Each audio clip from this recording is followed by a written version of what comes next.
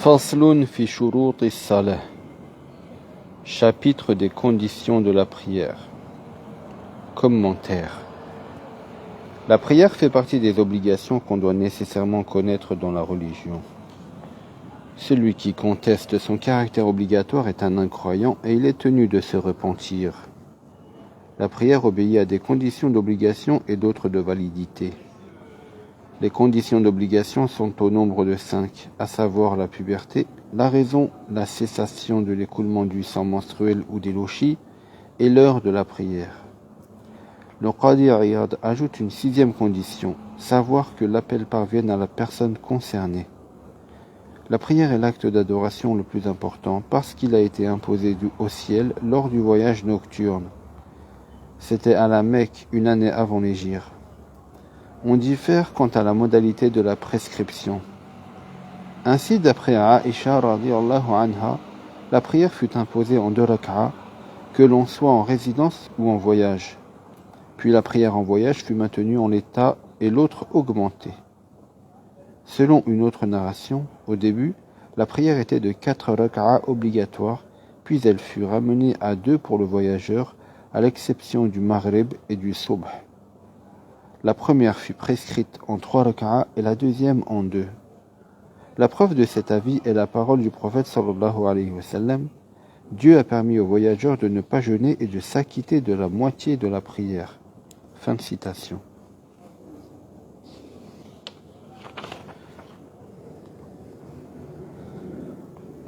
L'auteur dit wa shurutu salah taharatul hadath وطهارة الخبث من البدن والثوب والمكان وستر العورة واستقبال القبلة وترك الكلام وترك الأفعال الكثيرة. Quant aux conditions de validité, l'auteur y fait allusion dans ce passage. Ces conditions sont être en état de pureté mineure et majeure, que le corps, le vêtement et le lieu de prière du fidèle soient exempts de toute impureté matérielle, couvrir sa nudité, s'orienter vers la Qibla, observer le silence et s'abstenir de faire des mouvements en grande quantité. Commentaire. Cela signifie qu'être en état d'impureté mineure et majeure,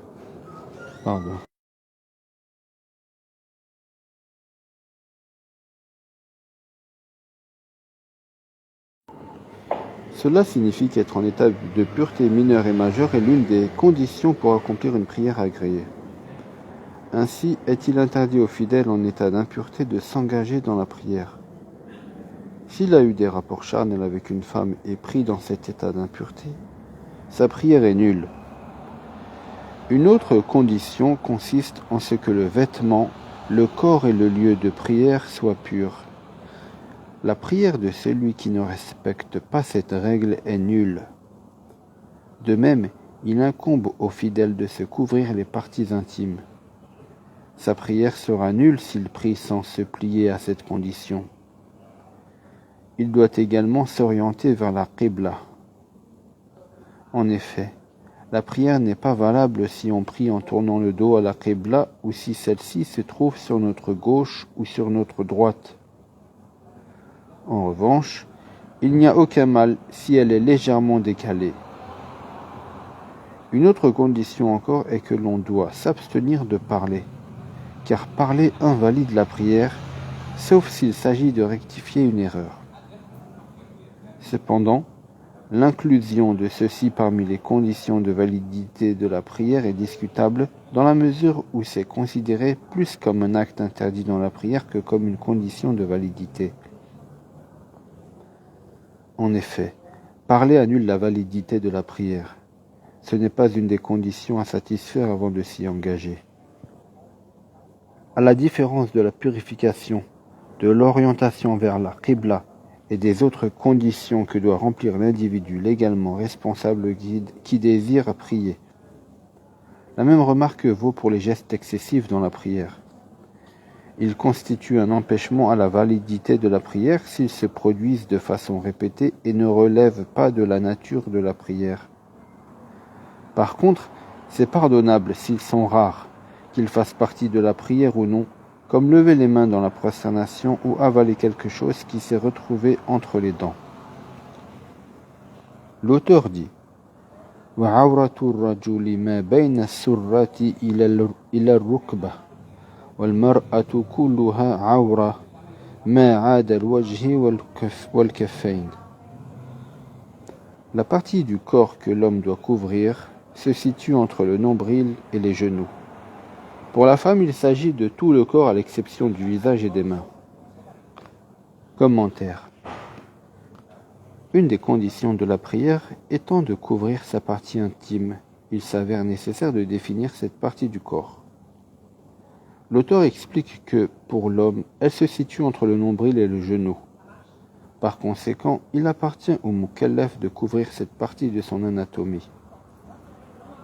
Ceci n'est pas requis pour la prière en particulier, mais il s'agit d'une obligation à respecter aussi bien dans la prière qu'en dehors de la prière. Le mukallaf est tenu de s'y plier en toutes circonstances. Il lui est interdit d'en découvrir une quelconque partie, qu'il soit en prière ou non. Dans le cas de la femme, son corps entier est considéré comme awra.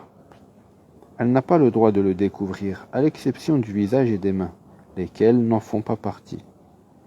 Il n'est pas interdit pour elle de les découvrir ou d'en exposer une partie.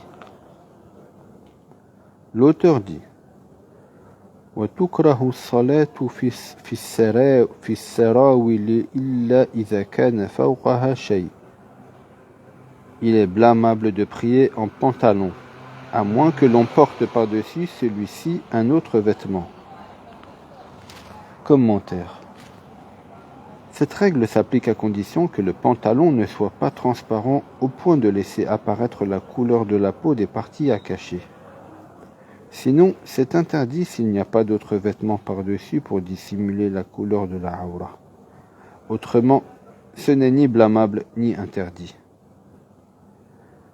L'auteur dit وَمَنْ تَنَجَّسَ ثَوْبُهُ وَلَمْ يَجِدْ ثَوْبًا غَيْرَهُ وَلَمْ يَجِدْ مَاءً يَغْسِلُهُ بِهِ أَوْ لَمْ يَكُنْ عِنْدَهُ مَا يَلْبَسْ حتى يغسله وخاف خروج الوقت صلى بنجاسته.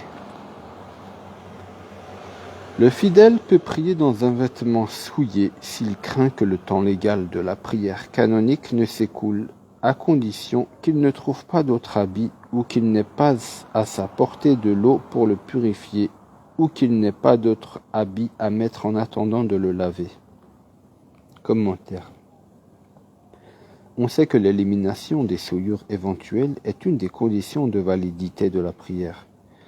Il est donc indispensable que le fidèle en débarrasse son vêtement, son corps et le lieu de prière où il se trouve. Toutefois, cette condition est soumise à une autre, à savoir qu'il ait la capacité d'éliminer cette souillure en ayant de l'eau à sa disposition pour purifier son vêtement. En outre, il doit avoir suffisamment de temps devant lui pour pouvoir procéder à ce lavage et prier à l'heure.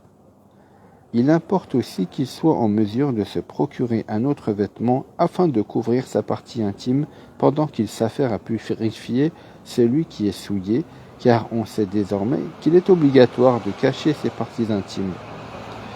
Sinon, il priera dans le vêtement souillé et n'aura pas à se plier à cette condition.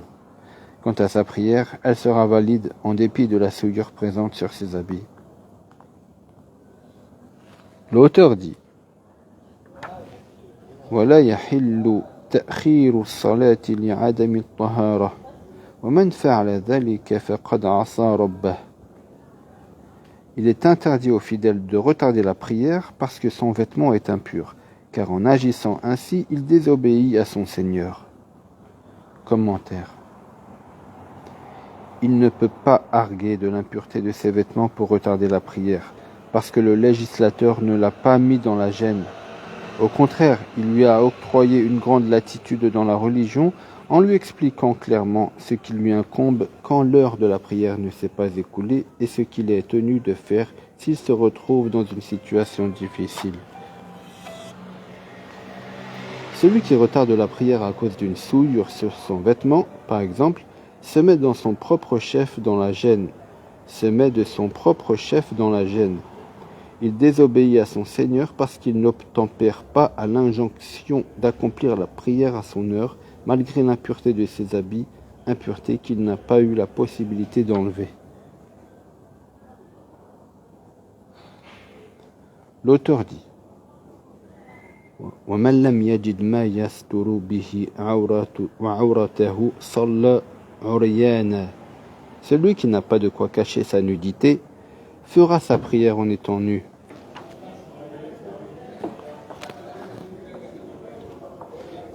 Commentaire. Il s'agit du cas du mukallaf qui est dans la difficulté et qui ne trouve rien pour couvrir sa nudité, fût-ce un vêtement souillé ou un habit en soie, et qui n'a rien à sa portée, que ce soit de l'herbe, du bois sec ou de l'argile dans laquelle il pourrait éventuellement se rouler. Ce fidèle est tenu de prier tout nu et ne doit pas retarder la prière en attendant qu'il trouve de quoi couvrir sa nudité. L'auteur dit: وَمَنْ أَخْطَأَ الْقِبْلَةَ أَعَادَ فِي الْوَقْتِ وَكُلُّ إِعَادَةٍ فِي الْوَقْتِ فَهِيَ فَضِيلَةٌ وَكُلُّ مَا تُعَادُ مِنْهُ الصَّلَاةُ فِي الْوَقْتِ فَلَا تُعَادُ مِنْهُ الْفَائِتَةُ وَالنَّافِلَةُ. Il est recommandé aux fidèles qui se trompent sur l'orientation de la Qibla de recommencer la prière canonique dans son temps légal, car la refaire en son temps prescrit est méritoire. Cependant, il ne lui est pas demandé de refaire la prière canonique si son temps légal s'est écoulé, non plus que la prière surérogatoire. Commentaire. Prenons le cas d'un fidèle qui ne se trouve ni à la Mecque ni à Médine et qui connaît les indicateurs établis de la direction de la Qibla. Il s'applique à prier dans une direction qu'il pense être la bonne eu égard à sa position. Mais après la prière, il réalise qu'il s'est trompé de direction, soit parce qu'il a tourné le dos à la Qibla, soit parce qu'il s'en est écarté dans une très large mesure. Sache qu'il convient à cette personne à titre de recommandation de refaire sa prière à son heure préférentielle. Cependant, ce n'est pas une obligation parce qu'elle n'a pas délaissé un acte prescrit qu'elle est tenue de refaire. Tout acte qu'on a manqué impose de réitérer la prière canonique à son heure prescrite. Toutefois, si l'heure est passée, il n'est plus nécessaire de la refaire. On peut citer à titre d'exemple le cas de cet homme qui, après avoir prié en pensant s'orienter vers la Qibla, réalise à la fin de sa prière qu'il s'était trompé de direction et fait la prière dans un vêtement souillé parce qu'il n'a pas la capacité d'éliminer cette impureté, ou l'a fait en portant un habit en soie parce qu'il n'en a pas trouvé d'autre. Nous disons qu'il est tenu de refaire sa prière à l'heure à titre de recommandation et qu'il n'est pas requis de la réitérer si l'heure est passée. De même, il n'a pas à renouveler